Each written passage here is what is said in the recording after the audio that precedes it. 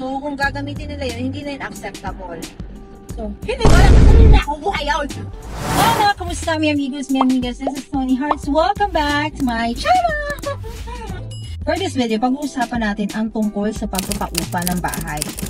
So, for example, meron kayong isang property na hindi nyo na tinitirhan, hindi nyo na ginagamit, sa halip na nakatenga, bakit hindi natin paupahan, diba? At mag-earn ng income every month, diba? So, sa video na ito, bibigyan namin kayo ng tips based from our personal experience kung paano ba kayo magpapaupa ng bahay or ng unit nyo at ano yung mga pros and cons ng pagpapaupa. Ano yung mga problema na maaring yung ma-encounter along the way. Watch out for this video. Alam naman natin na ang real estate ay isang passive income. So, as long as nagbabayad ng tama yung tenant nyo at wala kayong problema sa kahit ano, it's going to be a passive income for you. Especially kung meron kayong isang building, isang apartment building na may maraming pinto, ilang units ng condo, ilang units ng condo, di ba? At meron kayong vacation house na malapit sa mga tourist attractions, di ba? Or sa city, di ba? Or meron kayong commercial building na nasa isang populated area, di ba? So, napakagandang passive income talaga na real estate. First, ang kailangan nyo gawin na i-make sure na yung unit nyo or yung property nyo or yung bahay nyo ay ready for occupancy. Yung anytime, basta pagka-post nyo ng ad about dun sa pinarerentahan nyo, ay pwede na siyang malipatan. So, first, make sure na alam nyo kung ano yung mga repairs. Ayan, alam nyo kung ano yung mga sira sa bahay nyo. May pagawa nyo agad kasi the more na maging mas maganda, mas magiging presentable yung bahay nyo, mas komportable para sa mga tenants, the more pwede kayo magtaas ng rent. Kasi deserve or worth it. Tingin nyo worth it yung price na yun para sa bahay nyo. So, that's number one. The next is, make sure na meron kayong nakahandang kontrata. Ayun. Make sure na nakasaad sa kontrata nyo kung ano yung mga specific policies na gusto nyong sundin ng tenant nyo.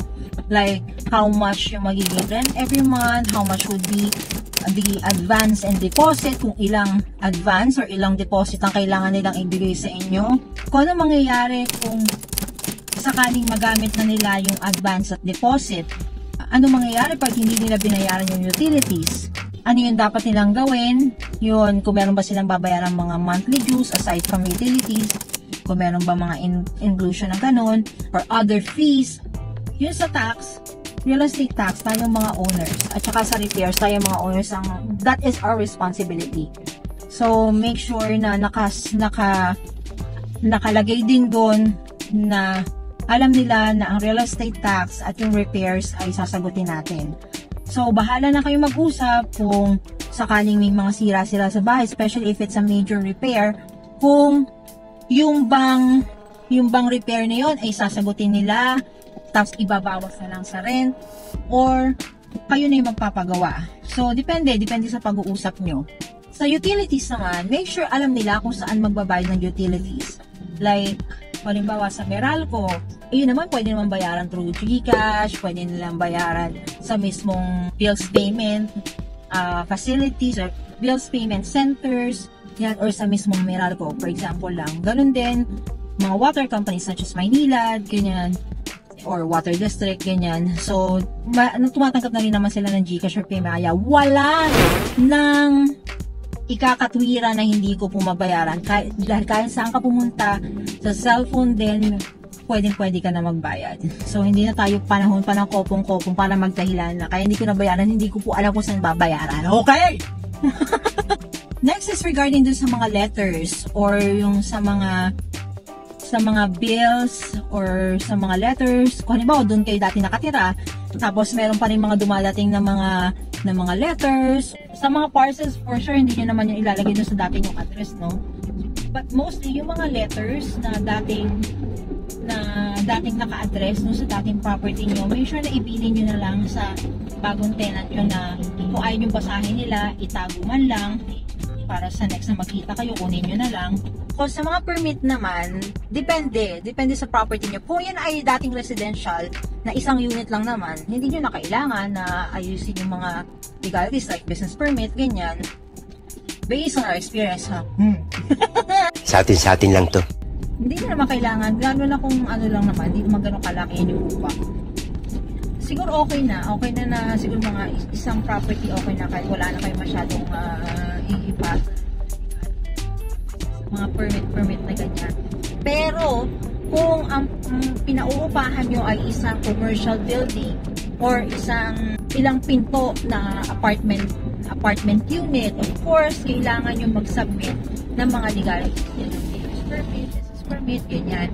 So, yun. One of the disadvantages ng pagkakaroon ng rental property is, yun nga, based from our experience pa rin, kung hindi consistent sa pagbabayad ng rent yung inyong tenant. Yun lang yung magiging problema. Like, for example, na of course, bago nyo naman sila, parang sa pag-apply ng trabaho yan, bago nyo sila patirahin sa bahay nyo, mag-conduct din pala muna kayo, yun, isa pa hindi yan, mag-conduct pa rin pala muna kayo ng credit and background check. Baka naman kasi yung pinauupa nyo alam nyo na, talagang may history ng tago or scammer, hindi talaga nagbabayad ng rent, nasa simula lang magaling. Paano magkakandak ng credit and background check? Once na mag-submit sila ng profile sa inyo, bago nyo tanggapin yung advance nila, once na, syempre marami kayo marireceive na applications sa property nyo, so once na makareceive kayo ng profile nila, tawagan nyo yung mga taong nandoon, like yung employer nila, yung mga references nila, yan, hingin nyo yun. Huwa kayo na isang profile sheet, ilagay nyo sa Google Docs, ayun, at-send nyo sa kanila online at hayaan nyo sila mag-fill out. So, paano ba kayo magpaparent? Paano nyo ba ipaparent yung unit nyo? First is, of course, i-market nyo muna yung property na gusto nyo iparent o gusto nyo paupahan. Like, meron tayong Facebook Marketplace. Of course, nandyan yung social media, kung gusto nyo mabilis-bilis, pwede nyo siyang i-share sa iba't ibang Facebook groups. Yan, para makita ng mga gustong umupa. And then next, yung mga nag-i-inquire at interested talaga sila, ano nyo sila ng profile. Like, basta tingnan nyo sila ng profile at kung sino yung makakapasa based sa pagkakandak nyo ng credit and background check, para lang masigure nyo na itong tao na to ay para lang makapag-decide kayo kung yung tao na yun ba ay merong stable income, mababayaran yung monthly rent nyo, yung utilities, yan, hindi pa kayo magkakaproblema pagdating sa payment. So, i-make sure nyo yan. Next, once na napili nyo na yung right tenant for you, yan, dyan na kayo magkaroon ng agreement. So, mag-set na kayo ng contract. Yan, kagaya ng mga nabanggit ko kanina, kailangan lahat naka-detail, lahat kailangan ng mga policies nyo na doon sa contract. And then, make sure na bago nila pirmahan, basahin nyo rin sa kanila para nagkakaintindihan kayo. Just in case may mga questions sila, masasagot nyo agad right there and then. So, para saan ba yung advance? Usually, ang kinukuha kasi ng mga landlords or yung mga homeowners sa kanilang tenants ay 1 month advance, 1 month deposit. Kaso yung iba nagsisigurado. So, ang ginagawa ng iba, kumuha sila ng 2 months advance or yung tinatawag nating hindi naman talaga siya advance pwede natin tawagin 1 month advance, first month's rent at 1 month deposit. So, bakit may ganun? The reason why kailangan namin ng ganun is kumbaga assurance lang na makatumatas ka na assurance lang na hindi makakatakas si tenant sa responsibilities nila. Na mapupulfill pa rin yung days na or yung month na hindi sila makabayad. So yun yung para sa advance. Sa deposit naman is for the utilities and for the repairs. Just in case na hindi sila makapagbayad ng utilities bago sila umalis or magkaroon ng mga sira doon sa properties. Gets? Okay na nga. So, once na nagkaroon na kayo ng agreement, okay na, naset na lahat, bigyan nyo na sa kanila yung susi. And then, yun na, paano kung mangyari na sa una, okay na okay yung profile ni tenant, pero like in the middle of or after ilang months nagkakaroon na ng inconsistencies yun sa pagbabayad. So doon muna tayo sa pagbabayad. Magkaroon sila ng inconsistency sa pagbabayad, like na nalilate na sila na okay na naman siguro kung malate kung one week lang. Yan, ilagay nyo rin sa contract nyo yun. Pero umabot na ng 1 month, 2 months, that's not acceptable anymore. So, ang mangyayari, kung sakali na hindi nila pabayaran, magkaroon kayo ng notice of eviction. Yun. Sabihan nyo sila na hanggang ganito lang kayo, pag hindi pa kayo umalis, ganyan. Maabot well, in reality talaga, umaabot sa nagkakabarangay na talaga. Ayun. Yung iba naman, nakakatakas na talaga. Swerte na lang kung yung tenant nyo ay maayos kausap na pagka nagamit na nila yung advance at deposit nila, talagang alis na sila. Pero paano kung hindi? Paano kung magmatigas? At mind you, baka sabihin nila na or gamitin nila sa inyo yung dati pang policy or dati pang ng gobyerno na bawal magpalayas ng tenant hanggat walang malilipatan. No, yun ay nung pandemic pa po yun. Nung pandemic pa po yun ini-announce at hindi na yun applicable ngayon. Dahil kaya nga tayo nagbibigay ng palugit sa kanila para meron silang time para makalipat, diba? So, kung gagamitin nila yun, hindi na yun acceptable. So, hindi ko alam kasi nila kukuha yun. Kakapal na mukha nyo. Galit yarn.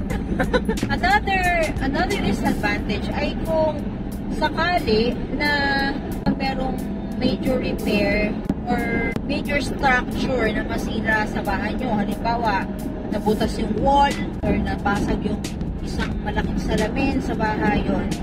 So pag-usapan nyo na lang kung paano nila yun mapapalitan, kung paano nila yun mapapagawa. Of course, yung ganun, expense na talaga nila yun kasi sila na may nakasira. Ipapawas pa yun sa deposit nila, ipapagawa mo, tapos ibabawas na sa deposit nila, or paano magiging usapan nyo doon. Pag-usapan nyo mabuti. Ang nagiging disadvantage na naman yan ay kapag hindi sila nakabayad ng rent. Yun. Yung mas malaki pa yung nailalabas yung pera kaysa sa na ipapasok nila. Alam niyo yun? Tapos, maliligalig pa. Yun. Kasi merong iba na parang ka nagpapautang. Sa simula, mabait, ayun. Pero kapag tumagal, parang sila pa tong feeling na agrabyado, ganyan. Sila pa tong ipipilit nila na sila yung tama. So, just beware of that. Now, kung kayo naman ay, for example, you're out of the country, at hindi nyo for example, you're out of the country at hindi nyo kayang ma-manage yung property nyo, then get a property manager.